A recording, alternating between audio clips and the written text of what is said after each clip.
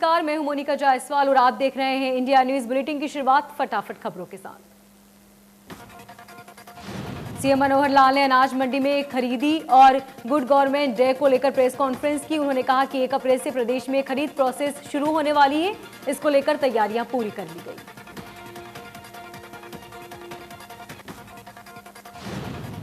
पानीपत में उप मुख्यमंत्री दुष्यंत चौटाला कष्ट निवारण समिति की बैठक में पहुंचे। बैठक में डिप्टी सीएम ने शिकायत को लेकर आए लोगों की समस्याएं सुनी। बता दें कि इससे पहले 3 बार बैठक रद्द हो चुकी है।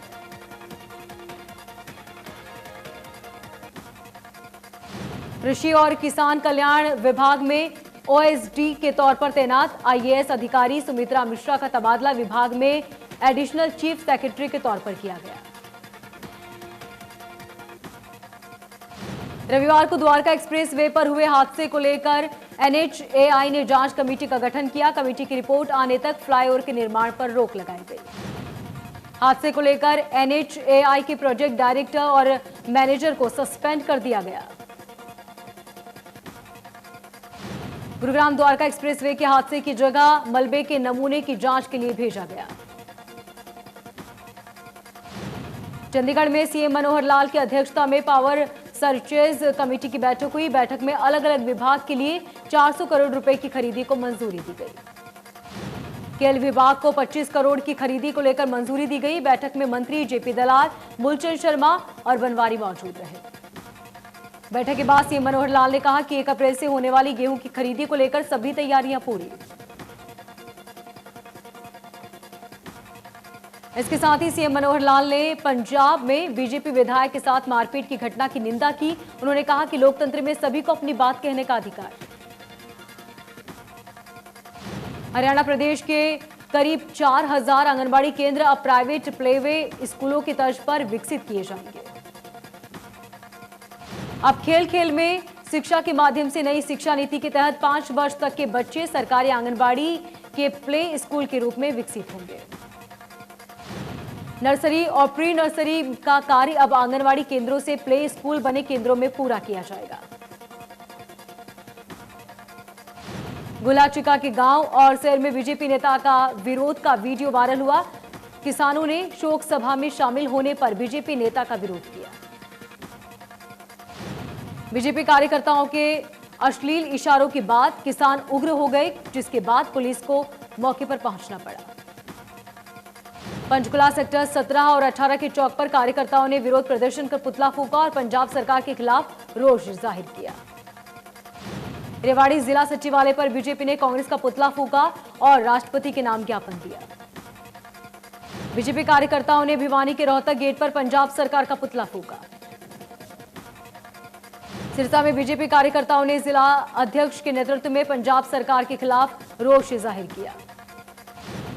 करनाल में बीजेपी कार्यकर्ताओं ने पंजाब सरकार का पुतला जलाया, कहा कांग्रेस कार्यकर्ताओं से नाराजगी। हिसार में बीजेपी कार्यालय के सामने बीजेपी कार्यकर्ताओं और नेताओं ने पंजाब के मुख्यमंत्री कैप्टन अमरिंदर सिंह का पुतला जलाया। जज्जर में भी बीजेपी कार्यकर्ताओं ने कांग्रेस, राहुल गांधी और पंजाब के मुख्यमंत्री का पुतला जलाया और नारेबाजी की। बीजेपी कार्यकर्ताओं का कहना है कि इन्हीं के इशारों पर पंजाब में बीजेपी विधायक के साथ कांग्रेस कार्यकर्ताओं ने मारपीट की। फतेहाबाद बीजेपी सड़कों पर उतरी और प्रदर्शन किया, नारेबाजी भी की गई।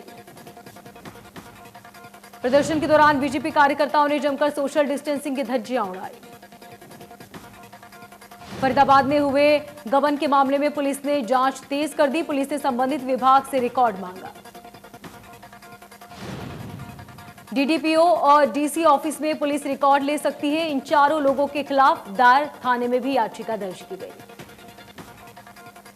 भिवानी में आउटसोर्सिंग के तहत लगे स्वास्थ्य कर्मियों को नौकरी जाने का डर सता रहा है। अप्रैल से नया टेंडर शुरू होगा। नई भर्तियों की वजह से मौजूदा कर्मचारियों को नौकरी से हाथ धोने का डर। संविदा स्वास्थ्य कर्मियों का कहना है कि कृपया पुराने स्वास्थ्य कर्मियों को न हटाया जाए। पिछले 14 महीनों से आंगनबाड़ी सेंटरों का किराया और 8 महीने से आंगनबाड़ी वर्कर्स को मानदेय न मिलने से नाराज कर्मचारियों ने धरना प्रदर्शन किया। आंगनबाड़ी कर्मचारियों ने चेतावनी दी कि यदि उनकी मांगों को पूरा नहीं किया जाता तो आने वाले दिनों में वो आंदोलन तेज करेंगे। रादौर के गांव में कुछ शराबी तत्वों ने बाबा साहेब भीमराव अंबेडकर की मूर्ति को खंडित कर दिया। मामले में प्रशासन ने उन्होंने अपील की कि आरोपियों को जल्द से जल्द गिरफ्तार किया जाए। आम आदमी पार्टी के प्रदेश सह प्रभारी डॉक्टर सुशील गुप्ता ने किसान महापंचायत को लेकर कहा कि 4 अप्रैल को जिंद और हुडा मैदान में होने वाली किसान महापंचायत ऐतिहासिक होगी। रोहतक में हिसार रोड पर दर्दनाक हादसा हुआ। इस हादसे में 4 लोगों की मौत हो गई। हादसे में जिन लोगों की मौत हुई उनमें से 3 निदाना गांव के रहने वाले हैं, जबकि एक व्यक्ति बाहर का बताया जा रहा है। रात 3 बजे के करीब यह घटना हुई, जब पुलिस उस वक्त वाहन चालक का पता लगा रही थी, जिसके चलते हादसा हुआ। रतिया के टोहाना रोड है, जहां पर चोरों ने रात के अंधेरे में सैनिटरी की दुकान को अपना निशाना बनाया। चोरी करने के लिए चोर छत के रास्ते दुकान में घुसे। दुकान में सीसीटीवी कैमरे लगे थे, लेकिन चोरों ने सीसीटीवी कैमरे के तारे काट दी। फिलहाल पुलिस आरोपियों की तलाश में जुटी। सावर सिटी गुरुग्राम में चोरी की वारदात में लगातार इजाफा हो रहा है। गुरुग्राम सिविल लाइन कीर्ति नगर के इलाके में चोरों की करतूतें सीसीटीवी में कैद हुई। हरियाणा राज्य बाल कल्याण परिषद के महासचिव कृष्ण डूल ने मंडल बाल कल्याण अधिकारी और जिला बाल कल्याण अधिकारी की मीटिंग ली। कृष्ण ने कहा कि पिछले 3 सालों में हरियाणा राज्य बाल कल्याण परिषद वित्तीय रूप से बेहद मजबूत हुआ है।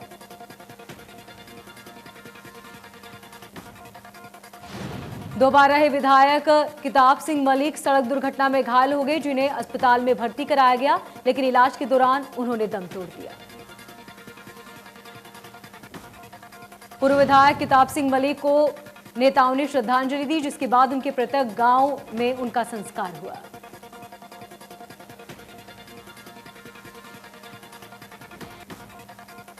थानेसर शहर के विकास की गति की और तेज और कर्मचारी अधिकारियों के कल्याण के लिए नगर परिषद के लिए बजट पेश किया। करनाल नगर निगम हाउस की मीटिंग में वित्तीय वर्ष 2021-22 का प्रस्तावित 155 करोड़ 13 लाख का व्यय बजट पास हुआ।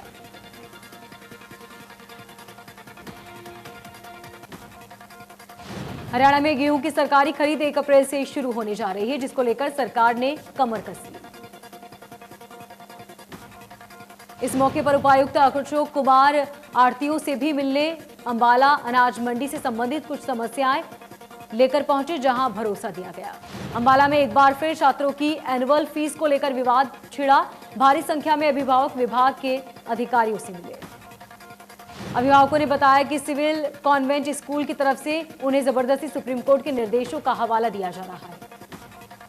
हरियाणा विद्यालय शिक्षा बोर्ड ने इस बार परीक्षा ड्यूटी नहीं देने की बात कही।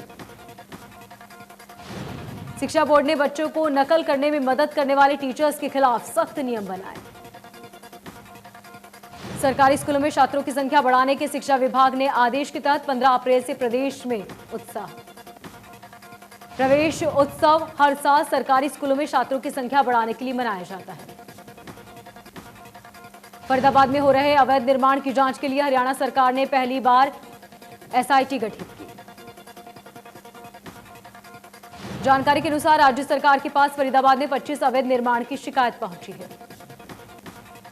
सरकार के dream project Delhi Vadodara Mumbai highway के प्रोजेक्ट में देरी हो रही है, जिसकी वजह से फरीदाबाद बाईपास से निकलने वाली लाइन की बात हुई।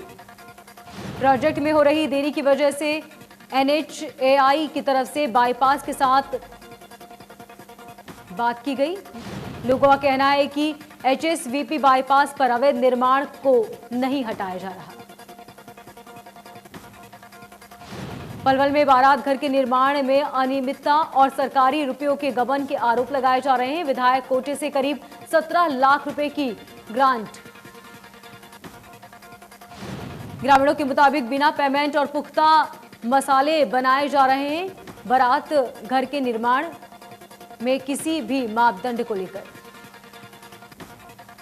फरीदाबाद में नगर निगम मुख्यालय को लेकर घपला सामने आया। मुख्यालय के निर्माण कार्य में देरी।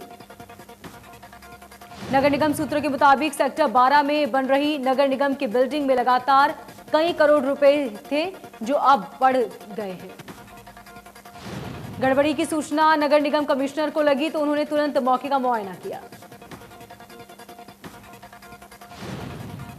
पानीपत में स्वास्थ्य विभाग की टीम ने एक शख्स को गर्भपात की दवा के साथ रंगे हाथों गिरफ्तार किया। डिलीवरी बॉय ऑन कॉल ग्राहकों को डिलीवरी पहुंचाता था। अंबाला में हनी ट्रैप का खुलासा हुआ, जहां पर महिला ने अपने सहयोगी के साथ मिलकर युवक को बलात्कार के आरोप लगाया। इस दौरान महिला ने युवकों से 10 लाख रुपए की डिमांड की।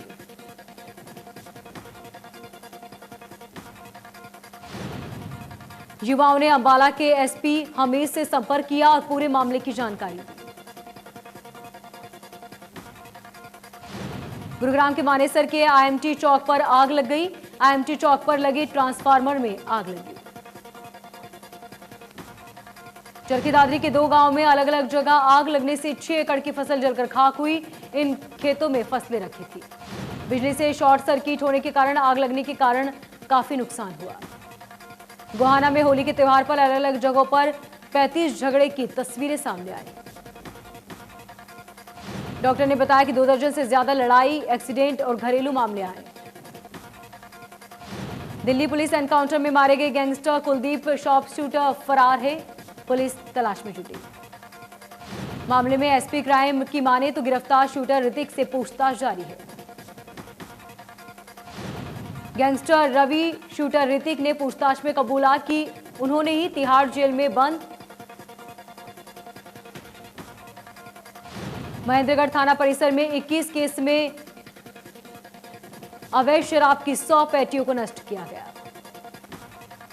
थाना प्रभारी ने बताया कि अलग अलग 21 मामलों में अवैध शराब पकड़ी गई थी और काफी लंबे समय से थाने में रखी हुई थी। चरखी दादरी में स्वास्थ्य विभाग ने 2 दिवसीय कोरोना वैक्सीनेशन का मेगा कैंप लगाया, जिसके तहत वैक्सीन लगाई गई। सीएमओ के मुताबिक मेगा वैक्सीन को लेकर सभी तैयारियां पूरी। सीएमओ ने लोगों से अपील की कि कोरोना केस लगातार बढ़ रहे हैं, ऐसे में मास्क जरूर पहनें। करनाल जिले में कोरोना के 80 नए मरीज सामने आए। सिविल सर्जन योगेश शर्मा के मुताबिक 65,000 से ज्यादा लोगों के सैंपल लिए जा चुके हैं। करनाल जिले में अब तक 170 मरीजों की मौत हो चुकी है, जबकि कई मरीज एक्टिव। रोहतक पीजीआई में कोरोना विस्फोट, याग्नि विभाग में 20 पीजी स्टूडेंट समेत 22 डॉक्टर की रिपोर्ट पॉजिटिव। गुरुग्राम में 161 नए केस मिले, 191 मरीज रिकवर हुए। हरियाणा में एक दिन में 980 कोरोना मरीज मिले। उत्तर प्रदेश में 918 नए कोरोना केस मिले, जबकि 300 से ज्यादा मरीज रिकवर हुए। राजधानी दिल्ली में भी करीब 1000 नए कोरोना के केस आए, 1000 से ज्यादा एक्टिव केस।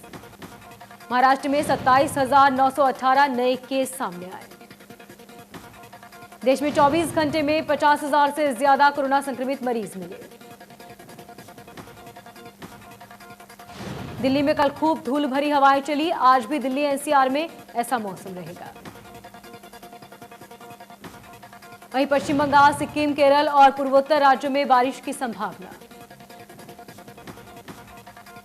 तमिलनाडु में बीजेपी के प्रचार का एक वीडियो वायरल वीडियो में दिखाई गई महिला यूपीए सरकार में गृह वित्त मंत्री रहे पी चिदंबरम की बहू। बीजेपी ने अपने विजन और मैनिफेस्टो को सामने रखा, जिसमें एक कैंपेन वीडियो निकाला। इस वीडियो में तमिलनाडु के कल्चर का जिक्र किया गया है।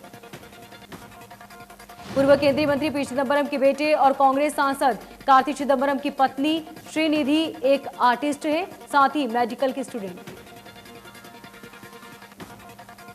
दिल्ली के सफदरजंग हॉस्पिटल में आग लग गई। बताया जा रहा है कि आग पहली मंजिल में लगी।